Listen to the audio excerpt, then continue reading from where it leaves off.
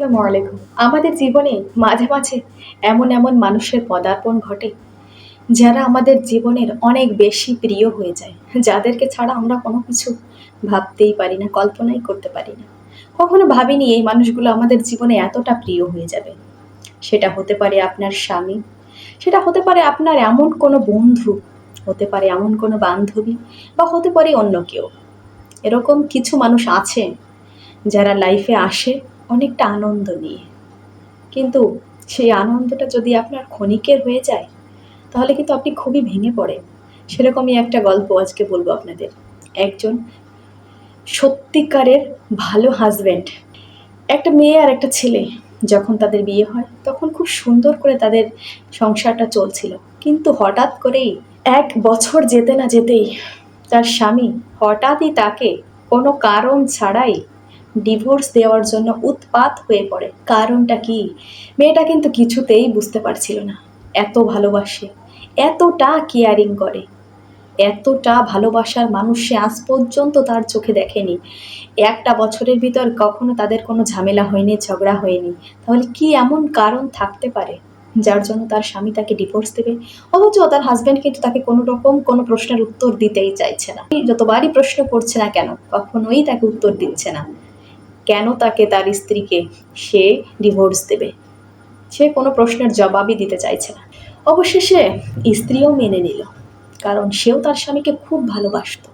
তাই সে তার স্বামীর আদেশটাকে মেনে নিল আর তার স্বামীকে ডিভোর্স দেওয়ার জন্য মানসিকভাবে প্রস্তুতি নিল। কিন্তু সে এটা বুঝতে পারছিল না কি এমন তার ভুল ছিল যে ভুলের জন্য তার স্বামী তাকে ডিভোর্স দিতে চাইছে। তখন স্বামী স্ত্রী দুজন ডিভোর্স হয়ে গেল। কিন্তু ডিভোর্সের সময় তার স্বামী তাকে একটা কথা বলেছিল, দেখো, আমি যেটা করছি তোমার ভালোর জন্য করছি, কখনো তুমি আমাকে ভুল বোঝো না। কিন্তু স্বামীর সেই কথাটাকে সে খুবই খারাপভাবে নিয়েছিল। এটা আমার জন্য কি এমন ভালো যে আমার স্বামী আমাকে ছেড়ে দিল? আমার স্বামী আমাকে ছেড়ে দিয়ে অন্য মানুষকে নিয়ে সংসার করবে আমার কোনো দোষ ত্রুটি ছাড়াই? তাহলে আমার জন্য কি এমন ভালো হতে পারে সেটা? এভাবে প্রায় চলে গেল 6 মাস। কিন্তু সেই 6টা মাস ওই মেয়েটা যখন বাপের বাড়িতে ছিল, সে প্রতিনিয়তই তার স্বামীকে মিস করে গেছে। সে প্রতিনিয়তই ভাবছে শুধুমাত্র কি করে এই মানুষটা তাকে এভাবে ঠকালো, এই মানুষটা তাকে কেন ঠকালো।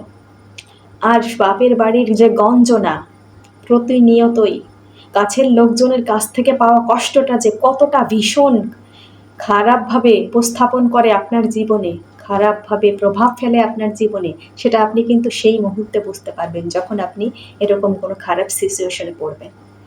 মেয়েটার জীবনটা একদম দুর্বিষহ হয়ে পড়েছিল, কিন্তু কিছু করার নেই। কি করবে সে? নতুন করে বিয়ে করবে, নাকি সেই স্বামীর স্মৃতিগুলোকে আগলে বুকে রাখবে? সে কল্পনাই করতে পারছিল নতুন করে সংসার করা, কারণ সে তার স্বামীকে এতটাই ভালোবাসে। ভালোবাসার মানুষটিকে সে কখনোই হারাতে চায়নি, কিন্তু ভাগ্য তাকে সুখী হতে দিল না, তাই তার ভালোবাসাটা কেড়ে নিল। কিন্তু সে কখনো ভাবতেই পারছিল না যে কেন, কি কারণে তার এই জীবনের এই পরিণতি। মেয়েটা একদিন তার ভাইয়ের ছোট্ট মেয়েকে নিয়ে ডক্টরের কাছে গেল। ঠিক তখনই তার সঙ্গে এক ডক্টরের পরিচয় হলো। সেই ডক্টরকে সে আগেও চিনত, কারণ বিয়ের আগে তার স্বামী চাইতো তার খুব সুন্দর একটা মেয়ে হোক, যেই মেয়েটা সারাদিন তার বাড়িতে ঘুরে বেড়ায়।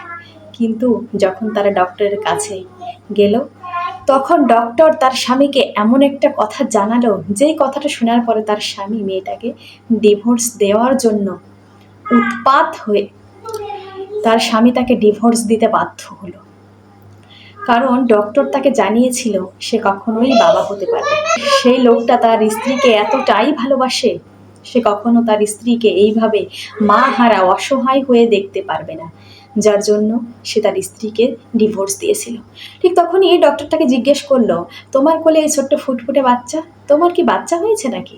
কিন্তু মেয়েটি বলল, কি করে হবে ডক্টর, আমার তো স্বামীই নেই। তখন ডক্টর খুবই অবাক হলো, তার কাছে জিজ্ঞেস করলো কি করে এমন হলো। তখন সে সব কিছু খুলে বলল। ডক্টরের তখন বুঝতে বাকি রইল না যে কি ঘটনা ঘটেছে। ডক্টর তখন তাকে সব সত্যি কথা বলে দিল। তখন মেয়েটা এতটাই কষ্ট পেল, সে তৎক্ষণাৎ তার স্বামীর কাছে চলে গেল, তাকে গিয়ে জড়িয়ে ধরলো এবং বলল, তুমি কি এতটাই বোকা? আমি বাচ্চা ভালোবাসি, তার জন্য কি আমি বাচ্চা তোমার হবে না এটা জেনে তোমাকে ছেড়ে চলে যাব? তোমার আমার ভালোবাসা কি এতটাই ঠুনকো? তোমাকে আমি এতটাই ভালোবাসি যে আমাদের যদি জীবনে কোনো দিনও বেবি না হয়, তারপরেও তোমাকে আমি ছেড়ে যাব না। এইভাবে দুইজনের ভালোবাসা আবার পরিণতি হলো। তারা অন্য জায়গা থেকে একটা বেবি দত্তক এনে নিজেরা খুব ভালো থাকার চেষ্টা করলো। এভাবে দুজনের সংসার আবার জোড়া লেগে গেল, দুইজন খুব সুন্দর এবং শান্তিতে সংসার করতে লাগলো। এভাবে সমস্ত ভালোবাসা অমর হয়ে থাকুক, অটুট হয়ে থাকুক, ভালোবাসার বন্ধনে সবাই আবদ্ধ থাকুক। ধন্যবাদ সবাইকে। আসসালামু আলাইকুম ওয়া রাহমাতুল্লাহি ওয়া বারাকাতুহু।